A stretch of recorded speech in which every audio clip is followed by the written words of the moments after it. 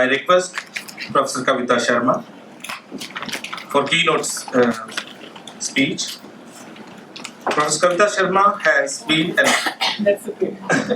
That's fine. Let's move on with that.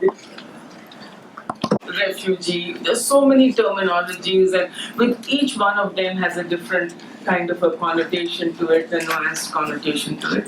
I want to talk about the children who grow up as with parents who are refugees or illegal migrants. What happens to them? Here we are all in terms of what is the money coming out, what is the money going out, coming in, going out. But you have a whole, and have had for quite some time, a whole generation of people who are growing up with no access to education. And so what is going to happen given that scenario? My work on Diaspora, of course, was somewhere in Canada when my husband, Ambassador J.C. Sharma, and I were posted there, and there was this Khalistan movement, and we used to talk about it, that we need protection from our own community. And what, I mean, that was a strange situation. And you saw what the diaspora can do, and what kind of communication and miscommunication is possible. And so that was my first introduction to it. It was a fairly traumatic experience. I was in the law faculty at that time, doing my master's in law. I did not have the emotional wherewithal to write something on it. So I came back to India, and then I went back to Canada to my alma mater, UBC, and wrote Ongoing Journey, Indian Migration to Canada. And one of the things why refugees, and it's just remained a seed, I've not had the time to do too much work on it, is because the Canadians used to talk about the humanitarian approach to refugees. And this was post-Hungarian crisis, but there were enough documentation to show that the Canadians were actually taking only those refugees who were important for their economy and who could contribute to Canada. So there was this politics of whom will you give asylum to. And so I started to think about India, which has been home to so many refugees. And as Professor Sinha said, it's not just refugees. India has given shelter to people from very different kinds of countries. And so, of course, there is also a politics of giving asylum, which India, I don't think, to the best of my knowledge, has leveraged. But it also allows, and I used to see this, and I'm sure, it was not just Canada, it's all kinds of motivations, as Dr. Didar Singh has talked about, the politics of migration. So various forces come into play. But certainly you can say that the host country has great human rights values and humanitarian values, while the sending country doesn't have it. And that's when I started to look at what was happening, and the Chakma refugees were here and what India did. And there were some court cases where the Supreme Court was saying that there are human rights and they are here, and you need to give them some land, you need to give them occupation, you need to give them wherewithal to set up life all over again. So there is also this feel-good factor in giving sort of asylum or refuge. Now, in terms of, and I'm very glad Professor Sinha raised this issue. I was trying to look at very quickly some reports. Now, the numbers don't seem very large as in terms of refugees are concerned, because the UNHCR report of June 2014 states that over about 2 lakhs are here. Now, as I said, there are people from diverse backgrounds who are here. You have the Chakmas from the Chittagong Hill Tracts. You have people coming from Bangladesh itself, the proper mainland. You have the Bhutanese that you referred to from Nepal. You have the Sri Lankans who are mainly in Tamil Nadu. You have some Hindus from Pakistan, and I just recently saw that dharm choda, lekin humne whatever, apna dharm nahi choda, mulk choda, and they were demanding some kind of rehabilitation here. You have the Rohingyas, who have been already mentioned here, who are, they're mostly in the Mizoram area because they feel more comfortable in that area. I was really surprised that there are also some Somali refugees here, and they've been here because of the internal unrest from in 1991. Then there are some refugees from Sudan and other sub-Saharan countries here. There are, from Palestine, refugees from Palestine who fled after the 1948 Arab-Israel conflict. There are, of course, Afghan refugees here.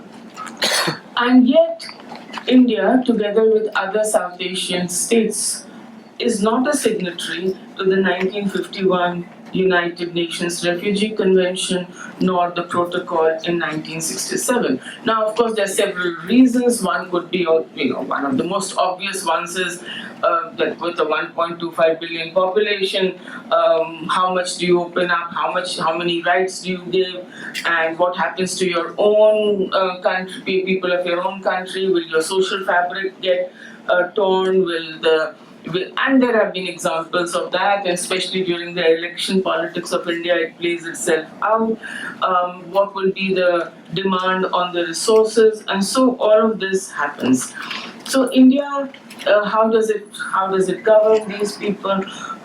Foreigners Act of 1946 and the Indian Citizenship Act of 2003 and other administrative decisions that it takes from time to time. Now, of course, it obviously leads to the issue of why is there so much movement in the world? There was always movement, as has been pointed out, but this large-scale movement, why is it there? We've had the largest displacement of population in the 20th century and is going on in the 21st century. Well, one reason is the world wars. As Dr. Didar Singh also pointed out, the two world wars, regional conflicts have been there. There was the partition of India, which very few people talk about in migration studies. After all, it was one of the largest displacement of human populations. There's the formation of Bangladesh. There has been domestic conflicts, as in Tibet, which has created a Tibetan government in exile. Natural disasters, which leads to environmental displacement. This is a newer thing that is happening. Trafficking, another problem. Then the emerging issue is climate change. And I think some scholars are already beginning to talk about it, that climate change is going to cause a lot of movement of people and displacement of people. Now, so as I said, belonging to the world of education, I asked myself, okay, all these people are here or somewhere else, and so what are we going to do about educating the children? And I came across this statement of Antonio, if I'm pronouncing him right, Guterres, erstwhile UN High Commissioner for the Refugees. He said, in the devastating context of global conflict and displacement, education gives hope to refugee children and youth to envision and build a secure future. And this is one commodity which is in very short supply to these people, whether they be asylum seekers or illegal migrants. But one of the critical components of UNHCR commitment to those it recognizes as refugees is not just protection, but also education. And why is that? Because education is one thing that contributes to long-term solutions. And so in India, refugees are divided, as I see it, in three broad categories. You can carry on subdividing them and, as you go fine-tune it further. One category is those who receive full protection from the Indian government, like the Tibetans, the Sri Lankans. Then those who are granted a refugee status by UNHCR, like the Afghan refugees. And then those who are not recognized at all by anybody. But to me, all this is fine. However, the fact remains that they are here. Whether they are here as refugees, whether they are here as illegal migrants, they are here. So what are we going to do? Because a human being will grow up and will need so many other things, and how are we going to provide it? Now, you can turn around and say that Indian education system itself is overburdened. It has huge number of school-going children who do not get adequate facilities, do not get quality educations. There is no academic infrastructure, there is no physical infrastructure. So what are we going to do about it? Now, this took me to a very interesting article I read on Tibetan refugees. Now, they are probably the most well organized as far as their education goes. The Afghan refugees have some education access at the primary level, but then the boys end up drop out, having to support their families, and the girls because of household regions. Now, the Somalians, the Palestinians, all these people have little or no recourse to it. Now, what are the three issues that the Tibetan refugees have identified according to this article are that how do you place refugee children into mainstream schooling and not just in schools created by the Tibetan refugees themselves? If you can mainstream them, how do you maintain a cultural identity? Because if they do not maintain a cultural identity, the whole Tibetan movement will get endangered. Then what happens to the language skills? Because there is a loss of native language skills the longer you stay in a particular person. Now, what happens is when you try to mainstream children like this, is that they don't know English. A lot of these people don't know any English. And if you, or for that matter, any regional language, except maybe the Tamil refugees would know some Tamil and so on, And so, very often they get placed in a class where they have to not equivalent to their what they should be according to their age cohort. They have to go to a junior class. When they go to a junior class, they feel alienated. Children laugh at them.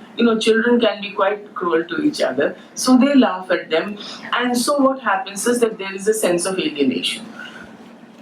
So the flip to that is, if they get really mainstreamed well, then their cultural identity begins to get lost and they start assimilating into the dominant culture. And this also leads to a loss of native language skills. And I was in Dharamshala recently and I saw all the efforts being made by the Tibetan government in exile to create crafts, to create lessons on Buddhism, to create language schools, and so on and so forth. But what happens also is that in a globalized world, people want to learn English. Now, this is not just true of a particular section of society. All our children also want to learn English. And that is why very often our language policies fail. Because that is the language of upward mobility. The flip to that is that then your own language is not considered as important to learn. So, everybody wants to learn that language. So this, now, what happens is I came across this report where the European nations are wondering, after the latest Syrian crisis and all the outflow of refugees, is that they have to think something about their education. Because again, they are worried about the same thing. You can't have a whole generation of people growing up without any education. They will rend the social fabric apart. So the report raises two questions. As far as Europe is concerned, is what education policies and practices contribute to the successful integration of migrant children in European schools? What are those policies? I mean, we have not even thought of them. Right? The second is, what is the situation of migrant children, migrant students what is the actual situation in the education system for whom these policies will have to be made? Now, why they are worried, as I said, is I keep repeating, we talk of economic development more in trade, commerce, remittances issues, but what about the human resource issues? And so, social cohesion, economic development, stability in the country, democratic culture and ideas all depend on education, and which creates a level of societal integration and understanding. Now, so it is relevant to India in spite of the huge challenges that India faces, because India is a multicultural, multi-ethnic, multi-lingual, multi-religious society, and the early return of the migrants, however they have come, is ruled out, and therefore it is necessary to give them sufficient integration into schools, into societies. It becomes an economic necessity for India, and it's also a precondition to democratic stability of India. Now, this certain reports have been produced very recently.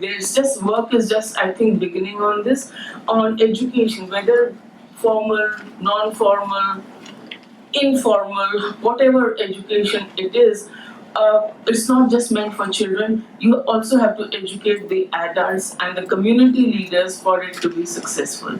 And so we need to find answers to certain questions, and I will end by posing the questions. And what is the current position of migrant students in the education system in India?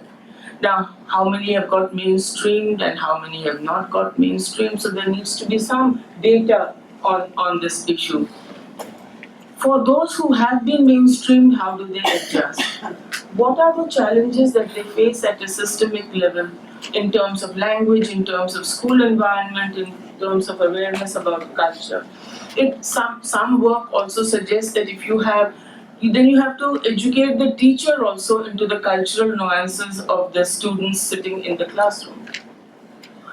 Dr. Didar Singh was talking about return migration. If given his definition, we were return migrants from Canada, reached here in February, and I had to put the children into school.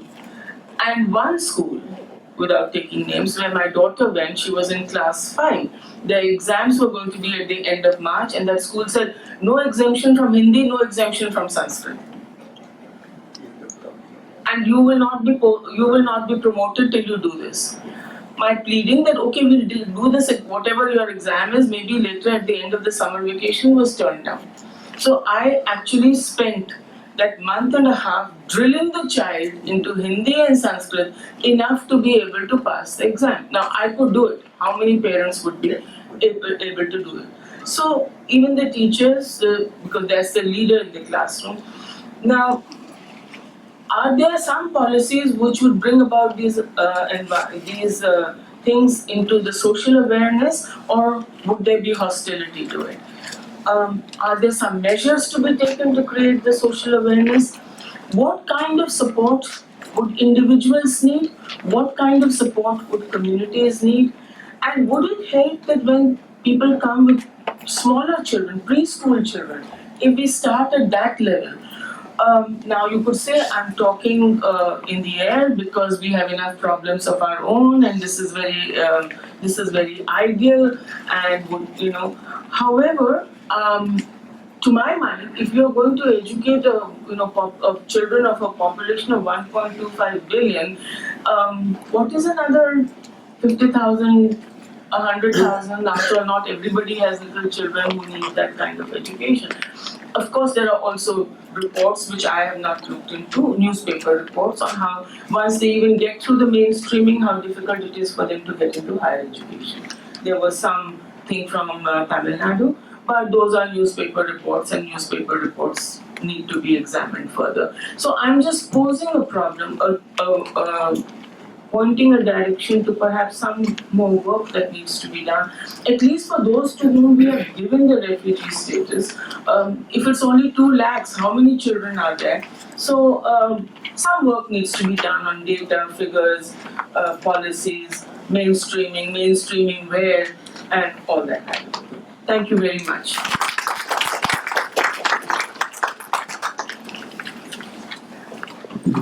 Thank you, madam, for throwing lights on the various multifaceted dimensions of the conference.